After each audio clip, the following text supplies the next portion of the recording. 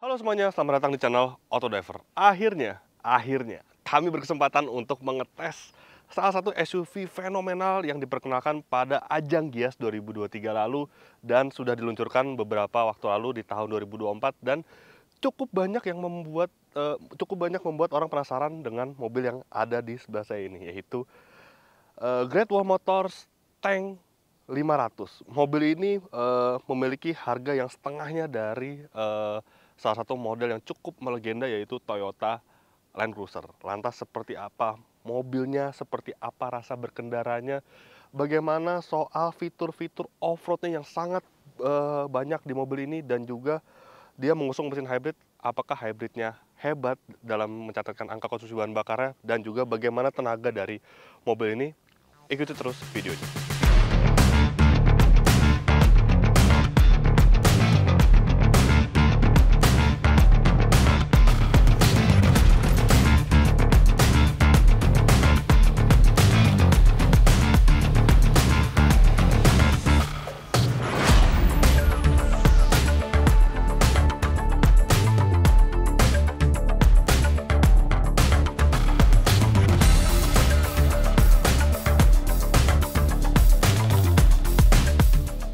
Dan saat video ini dibuat pada bulan Mei 2024, harganya sudah dirilis. Mobil ini memiliki bandrol 1.196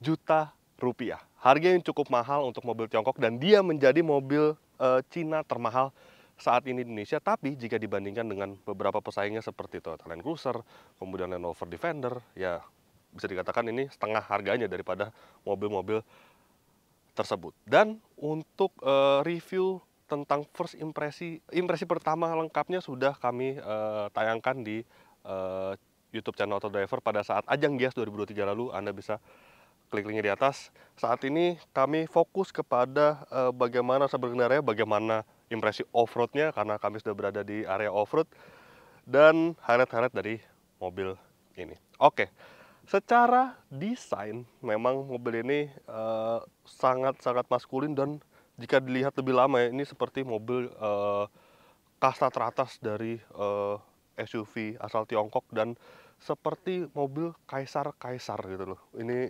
benar-benar maskulin dan juga lebih ke arah arogan memang untuk bagian tampilan depan seperti ini. Lampunya mengotak dengan grill yang besar, jadi ini perpaduan antara desainnya SUV Jepang dan juga SUV Amerika. Kemudian ini emblem tanknya sangat besar di bagian depannya. Sementara untuk bagian sampingnya bisa dilihat, ini siluetnya kalau dari sini nih bisa dilihat nih, itu emang agak mirip dengan Land Cruiser 300. Kemudian mobil ini merupakan SUV leather frame besar.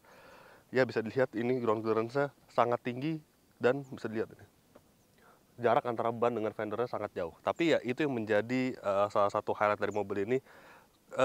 Kalau dilihat secara mendalam gitu ya, itu terlihat agak kurang proporsional gitu. Bandingkan dengan beberapa SUV rivalnya seperti Defender, kemudian Land Cruiser ataupun Land Cruiser Prado, yang secara proporsi itu antara ban dan fender itu terlihat lebih proporsional gitu jika dibandingkan dengan mobil ini. Padahal mobil ini sudah mengusung velg dengan diameter yang cukup besar, yaitu ring 20 yang dibalut dengan ban 265/50.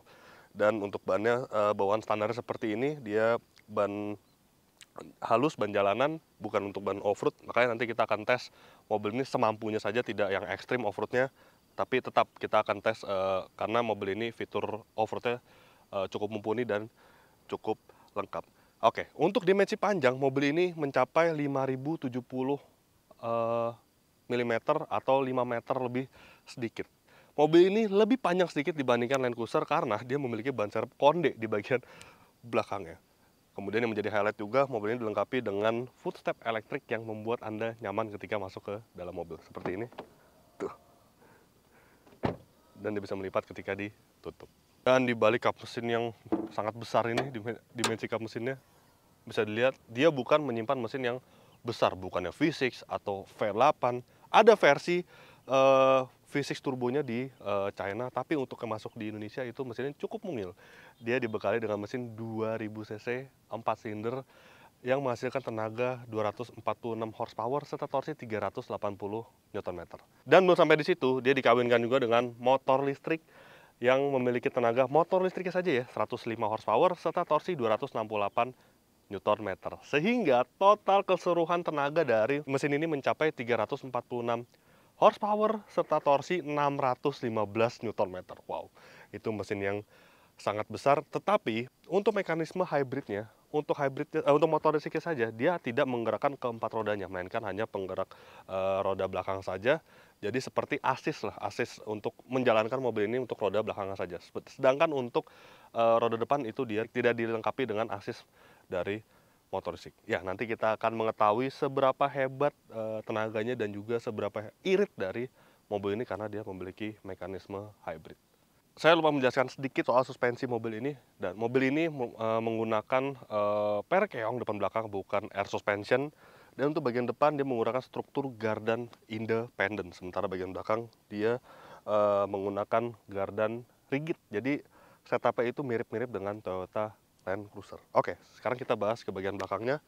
Ini menjadi ciri khas Tank 500 ya, ban serepnya seperti ini yang ditutup oleh cover keras yang membuatnya tuh menjadi maskulin dan maco gitu loh dengan adanya ban serep ini. Kemudian di bagian belakang plat nomornya di bagian sini, ini ada plastik seperti ini. Ini sebenarnya ya, mengingatkan kita kepada model-model SUV sejati gitu, seperti misalkan Land Cruiser Prado, tapi yang model terdahulu di 120, kemudian di 90, dan juga beberapa model Land Cruiser VX80 dan juga VX100 menggunakan layout yang seperti ini. Dan untuk membuka bagasinya, tekan tombol yang di bagian sini bukan ditarik ya, dan dia ke samping seperti ini. Belum elektrik, tapi dia sudah hidrolis tentunya. Kemudian tutupnya juga masih manual. Lampu sudah LED, tapi memang mobil ini memiliki banyak sekali aksen chrome, terutama di bagian sini nih. Chrome, dan ada chrome juga di bagian situ. Ini tampaknya agak berlebihan sih untuk aksen chrome-nya, dan aksen chrome di bagian sini itu berpotensi memantulkan cahaya dari belakang. Jadi bayangkan misalkan ada SUV the frame mungkin ya, seperti misalkan Toyota Fortuner atau Mitsubishi Pajero Sport yang tingginya mirip-mirip dengan mobil ini, kemudian berada di bagian belakang dan lampu menyala, itu akan berpotensi menyilaukan lagi untuk driver di belakang tersebut. Oke, sekarang kita lihat bagian dalamnya.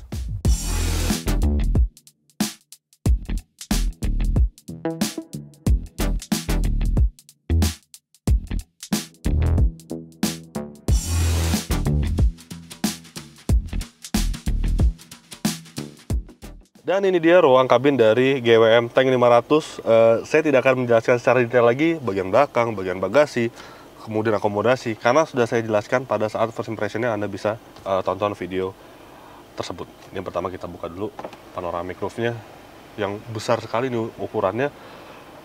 Kemudian, nah kita langsung bahas, fokus saja ke fitur off-road-nya, karena mobil ini sangat lengkap untuk menu-menu off-road, fitur-fitur off-road, penunjang off-road itu sangat lengkap gitu. Mirip dengan Jeep Wrangler JL ya, kalau Anda ingat. Jadi di bagian head unitnya ini, nah ini langsung tersaji off-road mode 4x4 off-road tuh. Langsung ada 4x4 off-road. Ini mirip banget dengan Wrangler JL sebenarnya. Kemudian, nah di sini ada berbagai tampilan off-road homepage, kemudian conqueror perspektif, kemudian expert mode. Nah ini expert mode juga ada beberapa tampilan lagi. Jadi 4-wheel drive mode-nya mau apa, mau 2H, 4A atau 4H. Kemudian drive mode-nya mau gentle, comfort atau radikal. Keren. Steering mode juga mau yang light, comfort atau sport. Dan ESC settingnya all on, sebagian off, dan juga all off. Ini ada banyak banget. Kemudian sini ada beberapa profil juga, ada custom mode 1, 2, 3, high speed off-road racing, dan juga ada drift di sini. Keren banget nih. Kemudian wedding detection. Jadi mobil ini seberapa mampu menyelam ke air. Nah, di sini disebutkan mobil ini bisa menyelam ke banjir itu dengan batas maksimal 0,9 meter atau 90 cm. Klaimnya cukup berani ya. 90 cm. Kemudian untuk locker, dia ada 3 buah locker, differential locker tengah, kemudian locker depan, dan juga locker belakang yang bisa Anda atur di bagian head unitnya atau di bagian sini nih. Di sini ada for low juga ada di bagian sini. Di sini juga bisa Anda terapkan gitu.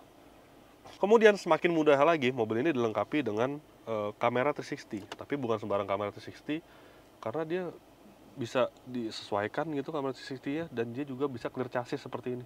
Wah, keren banget nih. Tuh, jadi bisa benar-benar terlihat jelas gitu untuk bagian sisi-sisi ketika melakukan off-road, dan bisa melihat obstacle lebih baik gitu. Kemudian ada reverse tracking, dan juga dia memiliki fitur intelligent parking.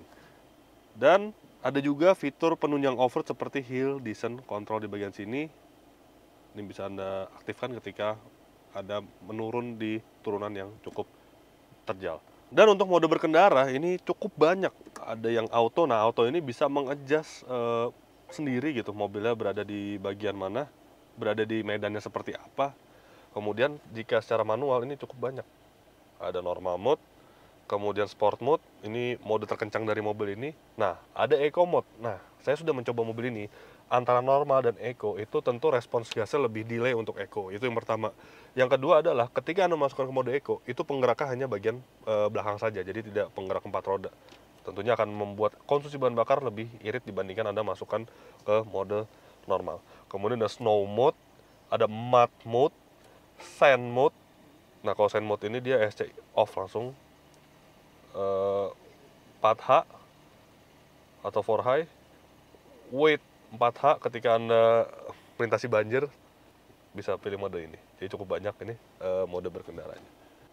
Kemudian mobilnya juga memiliki beberapa fitur-fitur yang cukup menarik sebenarnya. Jadi di bagian depan, di jok pengemudi dan jok penumpang bagian kiri itu terdapat memory seat, udah pasti lah, electric seat udah pasti. Tapi dia memiliki seat massage atau kursi pijat.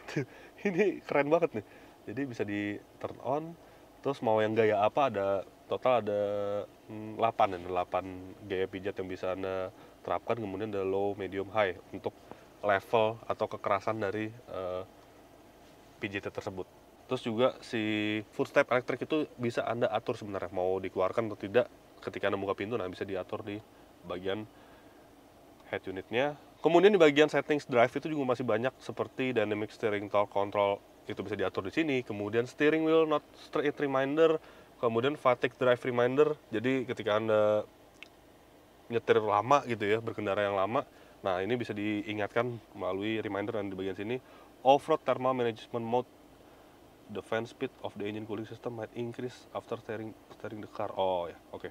Jadi ini kipasnya itu akan menyala lebih kencang lagi speednya, agar mesin itu lebih temperatur lebih terjaga ya ketika off-road. Keren juga ada fitur seperti ini. Coba kita nyalakan.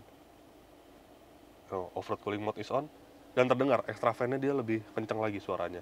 Kemudian ada lagi steering wheel assist mode, jadi bisa diatur untuk tingkat sensitivitas dari setirnya, bisa light, ringan, comfort itu mungkin yang menengah, dan juga sport itu yang paling berat gitu ya.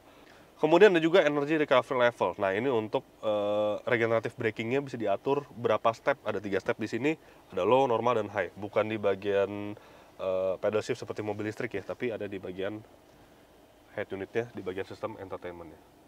Nah, ini juga menarik ya, dia lane keeping assist itu tidak, biasanya ya kalau fitur mobil sudah dilengkapi dengan fitur radar ADAS itu adaptive cruise control, kemudian lane keeping assist itu dijadikan satu gitu di bagian setir. Nah, di mobil ini tidak, karena adaptive cruise control ada di bagian sini. Dan untuk mengaktifkan fitur lane keeping assist, Anda harus masuk ke layar head unitnya, dan sini ada nih lane assist. Nah, gitu. Jadi nggak sesimpel mobil lain memang. Kemudian kita lihat bagian lainnya, ini power. Nah, ini untuk melihat berapa range, dan melihat skema saat mobil ini berjalan. Apakah dia menggunakan mesin bensin, apakah dia sedang menangkap energi, atau hanya motor listrik saja. Ini ada di bagian sini. Dan instrumen cluster seperti ini, dia tampilannya juga lumayan lengkap informasinya. Kemudian dia ada 2 tampilan, classic mode dan off-road mode. Karena kita akan off-road, nah kita masukkan saja ke mode off-road. Nah, di sini juga langsung masuk ke off-road mode. Di sini juga nih bisa terlihat nih pitch angle berapa, roll angle berapa, kemudian radius putarnya berapa derajat. Keren sekali nih. Ya udah, langsung saja kita jalankan mobil ini, karena sebenarnya sudah saya bahas semuanya untuk kelengkapannya segala macam itu pada saat first impressionnya, dan seberapa hebat mobil ini untuk melakukan off-road. Oke. Langsung kita gas aja.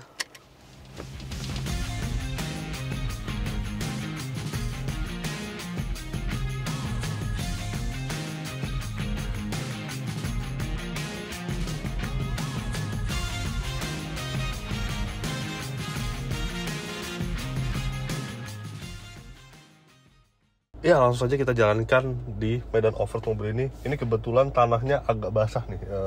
Kalau Anda tahu sirkuit Pagedangan di daerah Serpong, nah kita tes di bagian situ. Nah, kemudian kita akan melalui tanjakan yang cukup curam ini. Ini merupakan obstacle pertama ya pada pengetesan ini. Kemudian, nah di sini kita akan masukkan ke forlow. Sebelum ke forlow, kita harus menetralkan dulu transmisi, kemudian masuk ke forlow seperti ini. Nah, perpindahan forlow cepat sekali dan mudah gitu, nggak perlu tuas-tuas atau knop putar gitu ya. Oh, ini enak sekali nih. Gasnya hanya, ya, tuh, effortless sekali ini. Nah, kemudian kita putar balik lagi. Ini forlow-nya benar-benar rasio tinggi nih. Tuh, langsung raungan mesinnya terdengar sekali ke dalam kabin. RPM-nya tinggi gitu langsung. Kita putar balik. Dan mobil ini juga dilengkapi dengan hill descent control. Itu udah standar lah mobil off-road modern. Hill descent control, tapi untuk mengaktifkannya Anda harus masuk ke mode forlow terlebih dahulu. Oke, seperti ini. Sorry bu, salah. Hill descent control.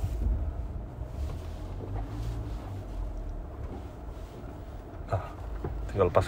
Nah, dia akan menahan laju kendaraan. Tuh, pinter banget ini. Terus juga yang menarik, mobil ini dilengkapi dengan tank turning. Nah, coba ya. Off-road cruise control.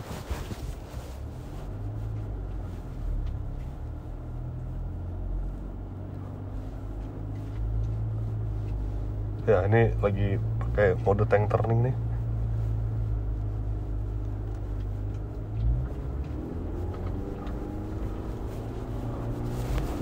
Suara mesin tuh menarik ya. Dia seperti mesin diesel gitu, padahal bensin.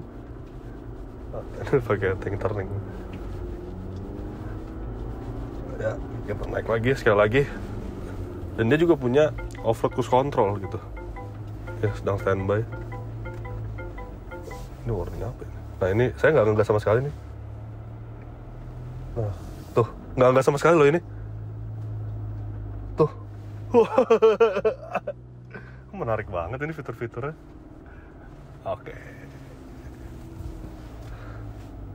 Wah. Keren. Nah, kita akan mengetes artikulasi dari mobil ini. Travel suspensi seperti apa? Apakah dia menggantung-gantung? Karena dia per keong belakangnya, bukan per daun atau suspension. Dan juga gardannya gardan rigid gitu.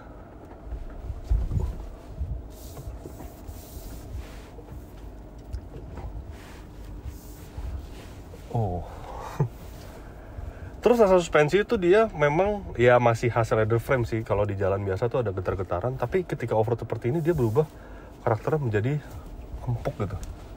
Dan empuk-empuk cenderung ke arah dewasa. Ini two wheel lagi nih, bukannya four wheel, karena ini menggunakan mode hybrid. Jadi hanya penggerak belakang saja. Nah, kita aktifkan dulu four wheel lagi deh, biar dia masuk.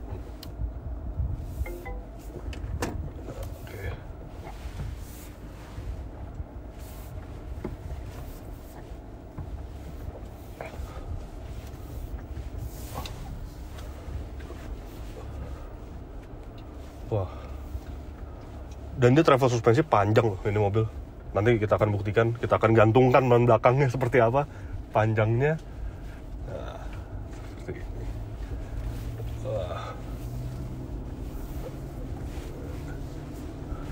Jadi for low ya. Dia low-nya tuh low banget. Nah, coba kita menggunakan nggak for low tapi di 4H. Nah, jadi dia bukan motor listrik yang bekerja gitu. Ini agak sedikit basah nih, coba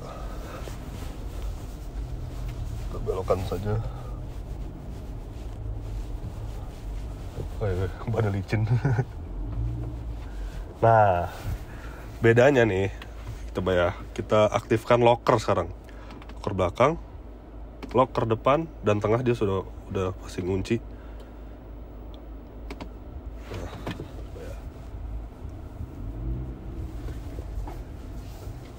Tadi kan agak glosor gitu mobil ya. Nah, ini kita sudah gunakan locker.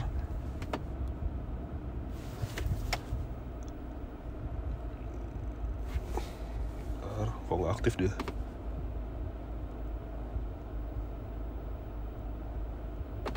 Ya udah, locker belakang aja deh. Tuh, beda, lebih nggak glosor mobil dia. Pintar banget nih mobil. Terus coba kita netral lagi, menggunakan locker depan.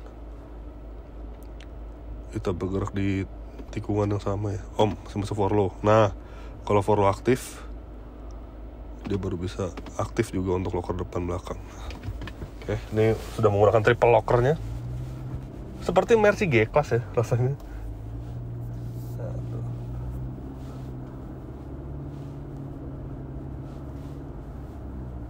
Oke, mundur dulu.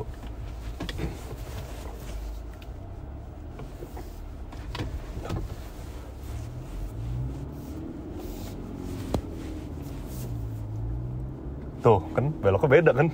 Kalau pakai locker sama nggak pakai locker. Mantap. Ya, sudah melalui beberapa obstacle tadi, dan di depan saya sudah ada kubangan boger yang cukup dalam. Ya sebenarnya sih mungkin mobil ini mumpuni ya, tapi melihat ban city atau ban perkotaan, ban halus seperti ini, jadi kita tidak akan nekat. Mungkin bisa ya, tetap harus diganti ban untuk lumpur, atau yang lebih dikenal dengan nama mud terrain mungkin ya, untuk bisa menerjang boger seperti itu. Jadi ya udah, kita coba obstacle lainnya. Mobil ini hebat untuk melalui obstacle, tapi tidak untuk obstacle seperti ini dengan menggunakan ban perkotaan. Let's go. Nah, ini jadi kita melewati kubangan. Ini simulasi banjir kali ya. Dan keren nih, di sini kebaca airnya berapa. Tapi dia masih dalam batas aman. Tapi memang tulisannya water level slightly high. Tapi masih di bawah 0,6 meter. Jadi dia ada sensor gitu, sensor di bawah untuk mendeteksi apakah dia aman gitu untuk melalui banjir. Sensor airnya seberapa tinggi. Keren loh ini.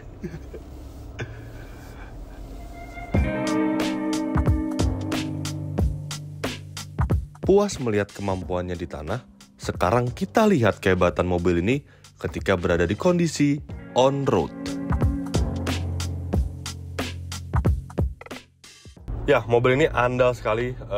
Anda ajak off-road, fitur penunjang off-roadnya banyak, kemudian teknologi juga mumpuni. Mungkin untuk kemampuan off-roadnya ini mirip dengan Land Cruiser, Land Rover Defender, kemudian Jeep Wrangler, bahkan mungkin lebih andal Anda untuk digunakan off-road. Sudah saya buktikan pada saat off-road. Dan saya akan menjelaskan kepada Anda bagaimana mobil ini ketika Anda beli dan Anda gunakan sehari-hari gitu. Karena pastinya Anda menemukan medannya seperti ini, on-road, di jalanan, di tol.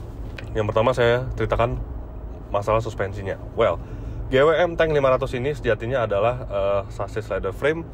Dan untuk bagian suspensinya, bagian pernya itu dia menggunakan per keong, masih belum air suspension. Dan ketika Anda berada di kecepatan rendah di jalanan kompleks atau di jalan rusak, memang itu terasa karakter bandingan suspensinya, peredaman suspensi itu lebih ke arah kaku gitu ya. Jadi agak mirip dengan SUV leather frame sekelas Pajero Sport atau Toyota Fortuner. Dan mungkin di mobil ini terasa kaku karena dia menggunakan peleknya yang berdiameter besar dan bannya yang tipis gitu ya. Kemudian bagaimana di kecepatan tinggi. Nah, tadi saya sudah melewati di tol yang ada sambungan-sambungan beton itu tolnya. Itu memang rasanya getaran-getaran khas leather frame itu terasa ke bagian kabin gitu ya. ada getar-getaran yang hasil leather frame banget lah ketika mungkin Anda pernah naik mobil leather frame yang Pajero Sport, Fortuner atau sekelasnya lah, Santera. Tapi memang terasa lebih peredamannya lebih baik. Tapi masih timbul gejala-gejala tersebut. Dia tidak senyaman Toyota Land Cruiser yang dia leather frame, tapi dia menggunakan active suspension. Dan salah satu, bukan kelemahan sih, konsekuensi dari penggunaan Percheong yang tidak active suspension adalah Anda tidak bisa mengatur seberapa nyamannya, seberapa empuknya, seberapa keras dari suspensinya tersebut. Kendati demikian, ada satu hal pada mobil ini yang kami nilai sangat impresif, yakni soal insulasi kabinnya. Kedap sekali mobil ini. Ya, jadi memang dia dilengkapi dengan kaca double glass di keempat pintu ya. Kemudian mungkin bodi mobil ini sangat tebal, kemudian material untuk peredaman kabinnya bagus, kacanya pun tebal-tebal. Jadi itu rasanya benar-benar suara dari luar mobil itu tidak terdengar, hampir tidak terdengar sama sekali ke bagian kabinnya. Kemudian road noise juga tidak terlalu terdengar ke dalam kabin. Mungkin salah satu pengaruhnya adalah jarak antara ban dengan bodi itu jauh. Jadi iya, perpaduan antara road noise dan kekedapan kabin yang sangat-sangat baik itu menghasilkan harmonisasi yang baik di dalam kabinnya. Ini mungkin setara dengan SUV premium asal Eropa ya, sekelas BMW X7, kemudian Mercedes-Benz GLS yang benar-benar hening di dalam kabinnya. Lantas, bagaimana dengan performa SUV bongsor ini? Tenaga mesin mobil ini sangat besar hitungannya. Dia 346 horsepower serta torsi 615 Nm yang merupakan perpaduan antara mesin bensin 2000 cc turbo dengan motor listrik. Dan coba ya kita masukkan ke mode sport seperti ini. Memang terasa instan sekali untuk tenaga serta torsinya. Nggak yang buas, nggak yang liar, tapi terasa itu benar-benar effortless sekali. Kemudian kami sudah mengetes untuk akselerasinya. GWM sendiri mengklaim mobil ini mampu berakselerasi 0 sampai 100 km per jam dalam waktu 7,9 detik. Dan kami sudah mengetes menggunakan alat berbasis GPS. Hasilnya adalah 7,91 detik 0 sampai 100 km per jamnya. Meleset sedikit sekali, tapi nggak apa-apa, itu masih dalam tahap toleransi yang sangat-sangat baik. Dan klaim GWM ternyata bisa dibuktikan bahkan di Indonesia yang iklimnya sangat panas, yang potensi loss performanya itu cukup banyak sebenarnya. Dan ada satu poin yang menarik untuk dibahas, yakni soal mekanisme sistem hybridnya yang tentu berimbas langsung pada konsumsi BBM-nya. Ya, cukup menarik memang ini. Jadi mekanisme hybridnya itu mungkin ya ketika Anda menggunakan mobil sehari-hari untuk berjalan dengan menggunakan motor listrik saja, itu presentasinya mungkin hanya sekitar 10-15% ya. Apalagi ketika Anda berjalan di jalanan seperti ini atau stop and go mungkin ya. Stop and go yang tapi tidak terlalu parah gitu. Mungkin di kecepatan rata-rata 10 km per jam, 15 km per jam. Ya, itu persentase penggunaan motor listriknya sangat kecil. Nggak tahu kenapa ya. Padahal baterainya ini dia saat ini dayanya cukup banyak, karena saya sebelumnya melalui jalan bebas hambatan atau jalan tol di mana mesinnya itu dia akan menangkap energi dan memasukkan dayanya ke baterai. Tapi ya entah kenapa gitu loh, benar-benar motor listrik itu bekerja mungkin di bawah 20 km per jam, atau ketika gasnya itu benar-benar Anda tekan sedikit sekali, dan ketika Anda ketika Anda menekan pedal gas 15% itu secara otomatis mesin bensinnya akan kembali aktif. Jadi beda sekali dengan milik hybridnya Toyota ya.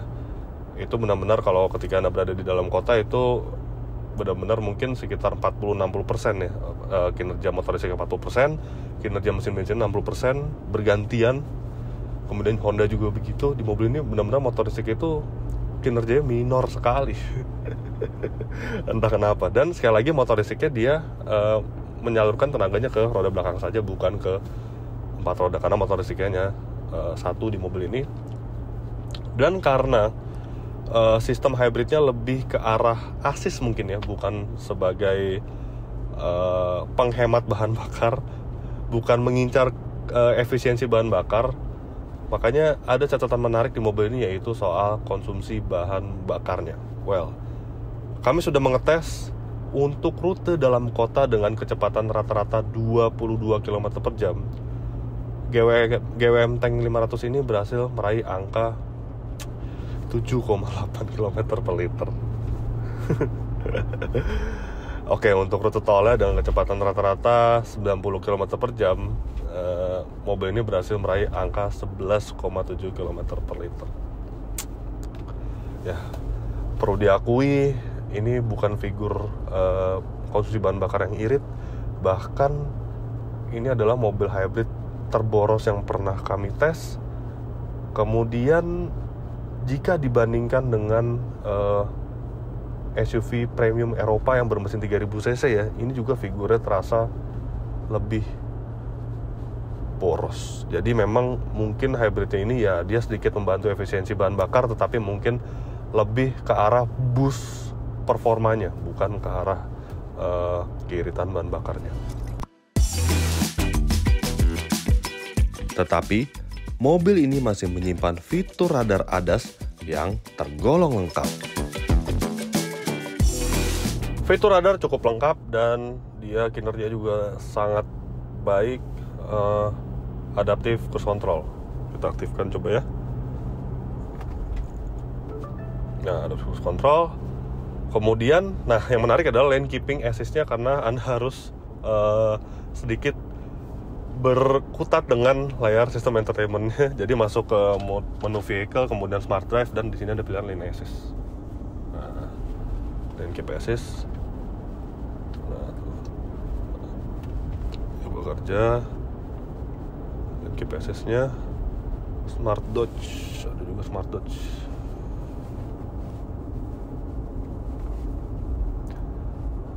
Nah, jadi dia akan menjaga mobil ini berada di benar-benar di jalur semestinya. Kemudian masih ada lagi blind spot monitoring, kemudian rear cross traffic alert, kemudian ada emergency braking assist. Kemudian ketika Anda terlalu dekat dengan mobil depan, itu akan ada peringatan agar Anda menjaga jarak mobil Anda dengan kendaraan yang ada di bagian depan, agar supaya lebih aman.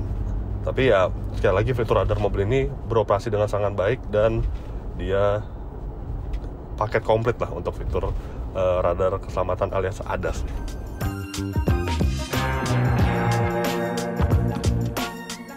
Di samping itu, mobil ini juga menyimpan beberapa kelemahan.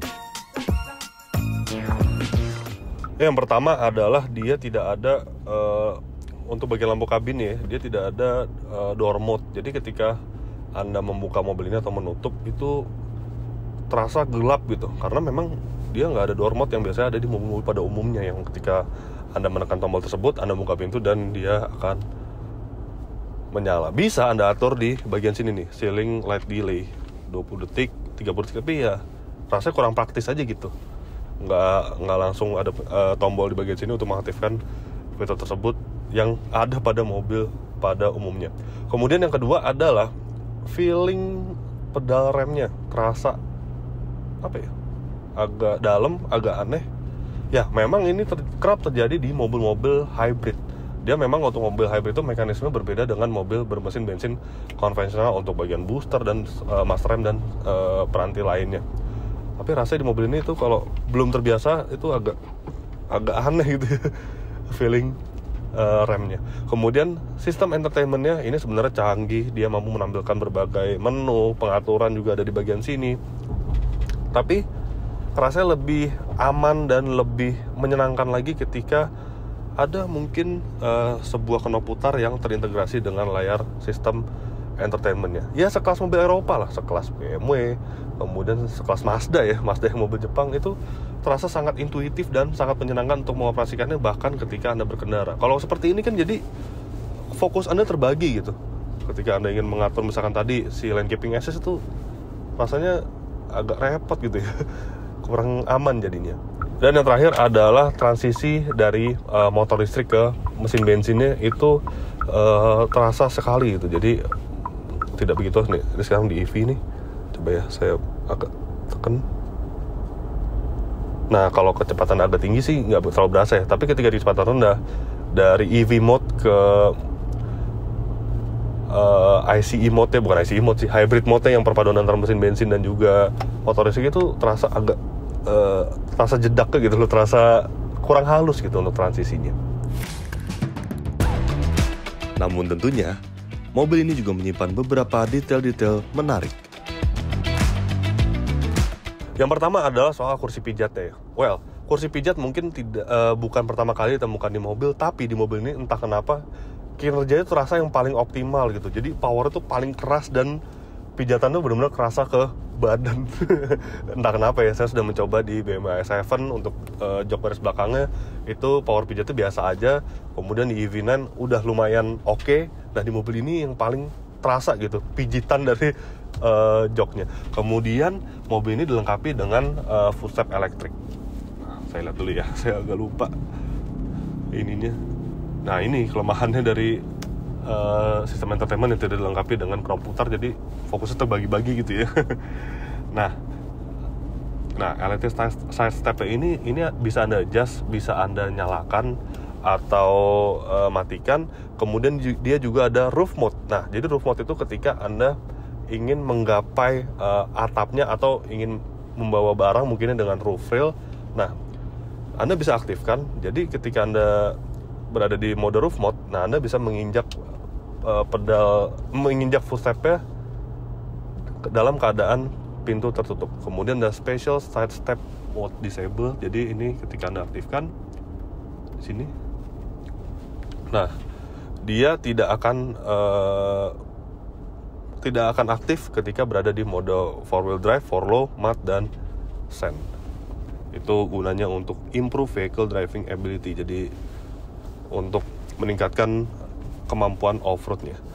Kemudian yang ketiga adalah ini dia ambient lightnya. Ambient lightnya itu atraktif sekali, warnanya banyak sekali, bisa multicolor, single color, dan dia bisa rhythm. Jadi dia bisa mengikuti irama musik yang sedang Anda putar. Keren banget. Dan mobil ini juga punya fitur intelligent parking. Jadi nggak perlu khawatir mobil ini panjang kali 5 meter, tapi karena dia punya fitur tersebut, tentu Anda bisa memarkir mobil ini dengan otomatis, ya sekelas mobil Eropa lah, macam BMW dan juga Mercedes-Benz. Dan ada juga soal audionya. Jadi selain dia kekedapan kabinnya sangat baik, audionya pun juga kualitasnya sangat-sangat premium, sangat-sangat baik. Ini mungkin setara dengan mobil Eropa Mercedes-Benz ya, di GLE dan juga di E-Class. Ini benar-benar kualitas audio bagus untuk ukuran mobil 1 miliar kecil ya. Kemudian yang terakhir adalah soal fitur radar ya. Bukan fitur radar ya, tetapi informasi dari instrumen clusternya ini mampu menampilkan berbagai macam kendaraan yang ada di sekitar mobil ini. Jadi kalau misalkan di depan kita ada truk, dia berubah gambar menjadi truk. Kemudian ada sepeda motor, dia akan sepeda motor. Dan yang menarik adalah dia membaca juga marka jalan. Dan ketika marka jalannya itu ada 2 model gitu ya, kiri kanan gitu, dia juga membaca sini ada dua marka gitu. Keren nih, benar-benar detail untuk display fitur radarnya. Dan pada akhir video ini, tibalah kami menyampaikan kesimpulan dari mobil ini. Ya, sebagai kesimpulan, GWM Tank 500 ini adalah SUV yang sangat andal untuk Anda ajak off-road. Fitur penunjang off-roadnya sangat banyak, seperti triple locker, 4low, kemudian ada hill descent control, ada off-road cruise control atau crawling mode. Kemudian berbagai tampilan kamera juga lengkap. Jadi ketika Anda ajak off-road mobil ini, itu obstacle-obstacle di bagian mobil ini terlihat dengan jelas. Dan sudah kami buktikan sendiri kemampuan off-road dari mobil ini sangat hebat ya. Tapi memang mobil ini menjadi mobil Cina termahal saat ini di Indonesia, yaitu 1.196 juta rupiah. Yang artinya mobil ini harus bertemu dengan rival terberatnya dan SUV, bisa dikatakan mungkin SUV premium ya, yang terlaris saat ini di Indonesia, yaitu Hyundai Palisade kalau secara pricing. Tapi kalau di head to head kan, ini sebenarnya lebih ke arah Toyota Land Cruiser Prado, kemudian juga Jeep Wrangler ataupun Land Rover Defender ya, yang memiliki kemampuan off-road yang 11-12 gitu ya. Tapi ya itu, kalau lagi-lagi jika dipertemukan dengan Toyota Land Cruiser Prado, mobil ini memiliki kelemahan, yaitu di bagian suspensi. Bukan kelemahan sih sebenarnya, tapi tipe suspensi yang digunakan itu tidak senyaman milik Land Cruiser, tidak se-advance milik Land Cruiser yang bisa Anda atur active suspensionnya. Dan bandingan mobil ini juga bukan yang ternyaman di kelasnya. But still, GWM Tank 500 adalah off-roader yang handal.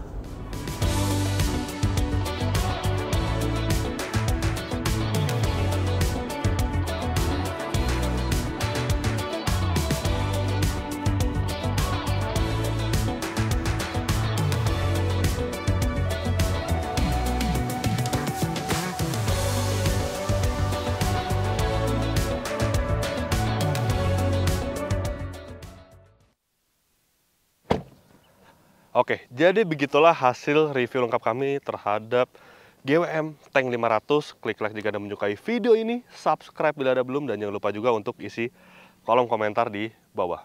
Main juga ke website kami di www.autodiver.com, dan jangan lupa juga untuk download aplikasi kami di Google Play Store. Terima kasih sudah menyaksikan video ini, dan sampai jumpa di video-video kami selanjutnya. Bye-bye.